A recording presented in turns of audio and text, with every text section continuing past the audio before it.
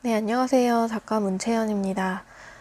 오늘은 지난 시간에 이어서 첫째 아이 마음 아프지 않게, 둘째 아이 마음 흔들리지 않게 이 책에 대해서 같이 읽어보고 있는데요. 지난 시간에는 출생 순서에 따른 아이들의 그런 고유한 특성에 대해서 알아봤어요.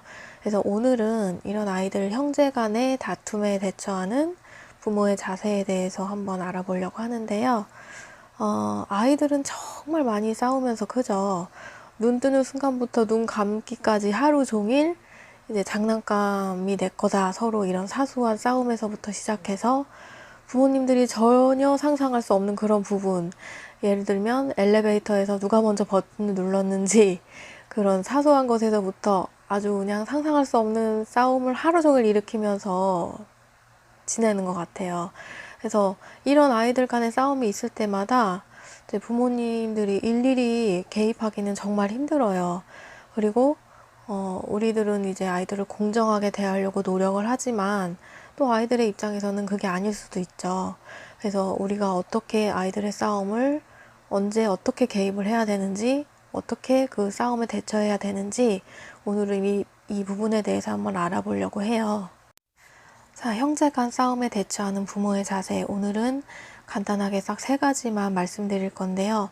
이 세 가지만 충분히 숙지를 하고 있어도 형제 간의 그런 싸움을 중재시키는데 큰 어려움은 없을 거라는 생각이 들어요.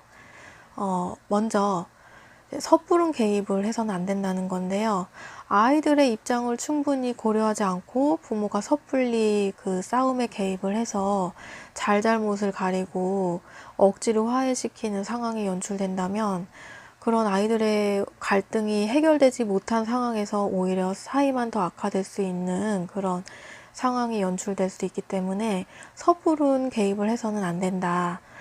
그렇지만 부모가 개입해야 하는 상황이 있을 수가 있죠. 예를 들면 몸싸움을 일으켜서 어느 한 명이 다칠 수 있는 상황이라든지 그런 폭력적인 상황 아니면 심한 욕설이 오가는 상황일 때는 부모가 개입을 해야 되겠죠. 하지만 아이들은 사소한 걸로 싸우는 것이 대부분이기 때문에 일단은 아이들끼리 잘 해결될 수 있는 상황인지를 부모가 뒤에서 지켜보고, 네, 어른들이 굳이 참견하지 않아도 아이들은 항상 사소한 걸로 싸우기 때문에 스스로 잘 알아서 잘잘못을 가리고 화해하게 되는 경우가 많이 있어요. 부모는 이 과정에서 아이들이 스스로 문제를 해결했을 때 나서서 적극적인 칭찬을 해주는 거죠. 그럼 아이들은 서로 순간적으로 서로를 미워했지만 부모가 자신들의 그런 문제 해결 능력을 알아주고 기뻐해 줬을 때 그런 과정에서 형제애가 더 자라난다는 거예요. 그리고 부모가 싸움을 중재할 때는 어떤 아이의 잘잘못을 따지는 그런 심판자의 역할이 아니라, 일단 한 아이씩 방으로 데리고 가서 왜 싸움이 일어났는지, 아이가 지금 느끼는 기분이 어떤지, 앞으로 어떻게 하고 싶은지 얘기를 듣고, 그 문제의 원인을 처음부터 끝까지 해결해 파악을 하고 해결해주는 심판자의 역할이 돼야 한다는 거죠. 자, 두 번째는 형제 자매 사이에서 비교를 하지 말아라 라는 건데요. 흔히 이렇게 두 아이 이상을 키우는 집에서 보면 비교하는 일이 굉장히 많이 발생을 해요. 예를 들면 너 왜 이렇게 음식을 골고루 안 먹니? 누나는 잘 먹는데, 이렇게 얘기를 한다거나, 아유, 징징이 동생은 울지도 않는데 동생보다도 못하네, 이런 식으로 막 비교를 하는 상황이 많이 연출이 되는데요.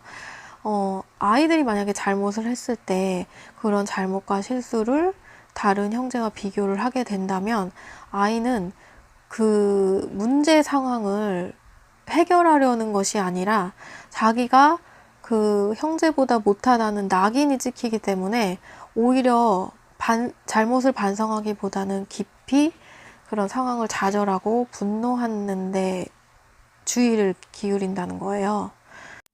그래서 아이들이 잘못을 했을 때는 그 행동 자체에 대해서 주목을 해야 하는 건데요. 왜 그 행동을 해서는 안 되는지, 어떻게 고쳐야 하는지를 설명을 해주라는 거예요. 예를 들면, 너 왜 시금치를 먹지 않니? 누나는 저렇게 잘 먹는데, 이렇게 말할 것이 아니라, 시금치도 한번 먹어보는 게 어때? 시금치는 네 뼈를 튼튼하게 해주고 지금보다 훨씬 건강하게 만들어 줄 거야. 이런 식으로 얘기를 하라는 거죠. 만약에 이런 식으로 비교를 하면서 어떤 한 아이의 편을 들어준다면 편애를 느끼는 아이와 사랑을 독차지하는 아이 모두에게 좋지 않은 영향을 끼친다고 해요.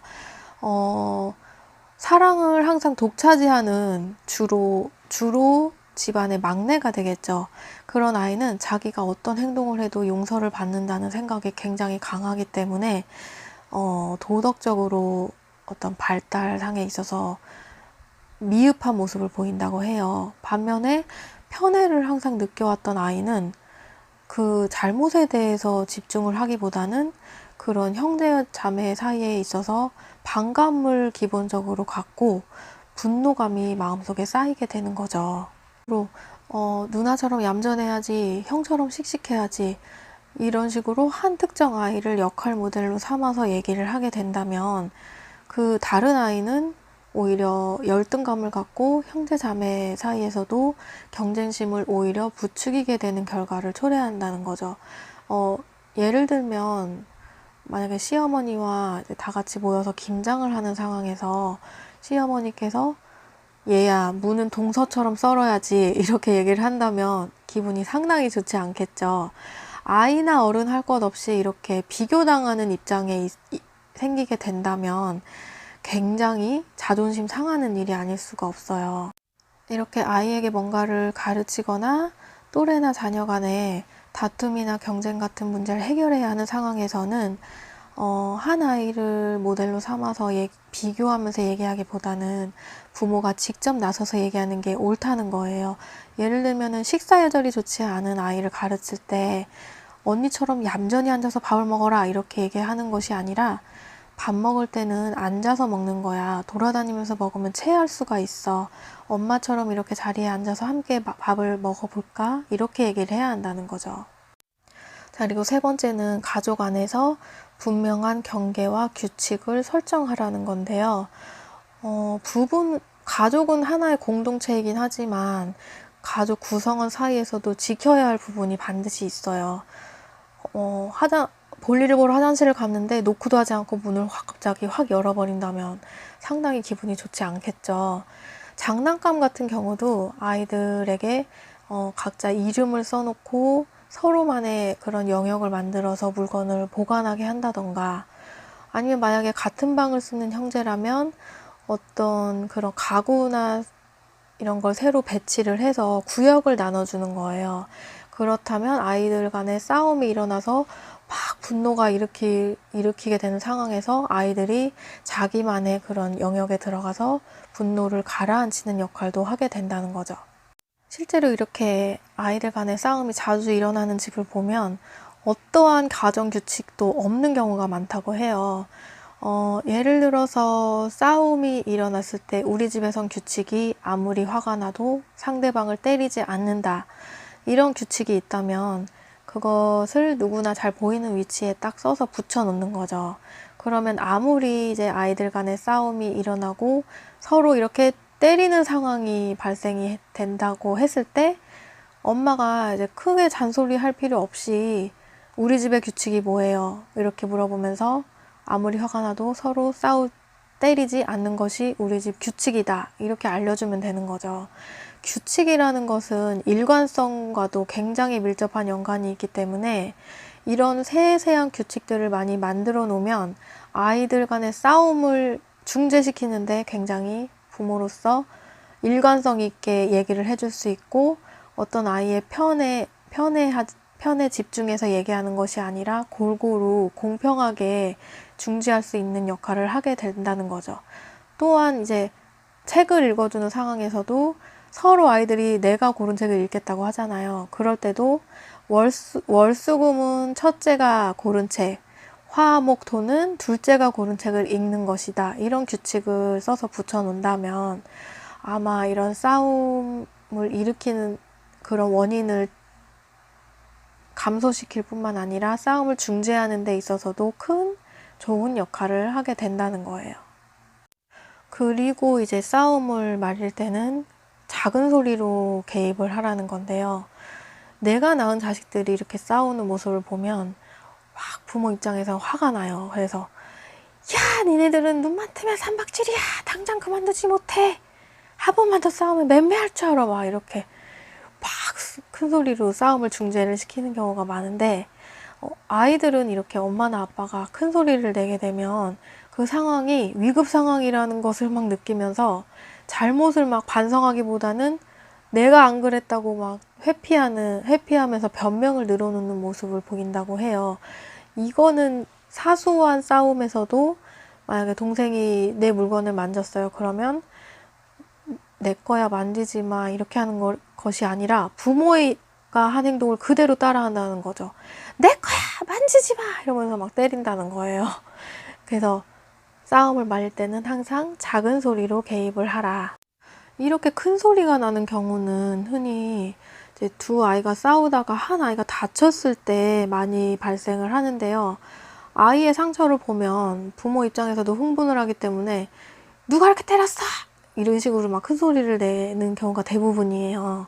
하지만 이렇게 한 아이가 다쳤을 때는 싸움을 누구의 잘잘못을 따질 것이 아니라 먼저 다친 아이를 치료를 해준 다음에 아이들을 불러놓고 역시 마찬가지로 사회자의 입장에서 싸움의 원인을 분석하고 문제를 해결해 주라는 거죠.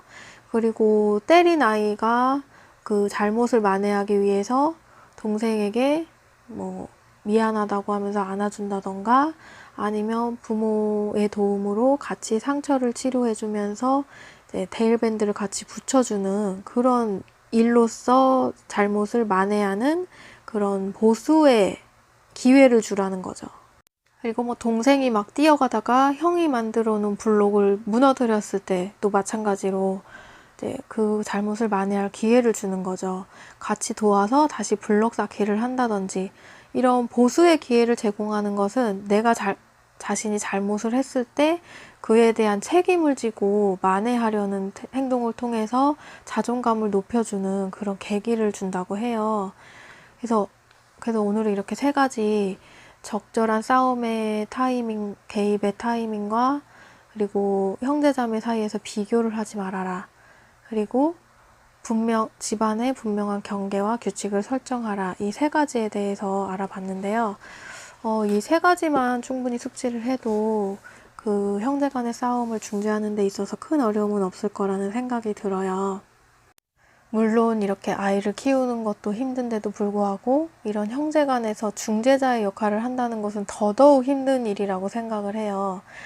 물론 그 과정에서 부모로서 굉장히 화가 나고 막 매를 들고 싶은 순간이 발생을 하는데 저는 그럴 때마다 집에 CCTV가 있다고 생각을 해요. 그래서 그 CCTV를 통해서 내가 하는 행동이 다 다른 사람에게 보여진다고 생각을 하는 거죠. 그렇게 되면 좀 한 번 더 화를 참을 수 있고 부드럽게 더 얘기를 할 수 있고 이렇게 되더라고요. 네, 오늘은 여기까지고요. 시청해주신 모든 분들 감사드립니다. 다음 시간에 더 좋은 내용으로 찾아오도록 하겠습니다. 안녕히 계세요.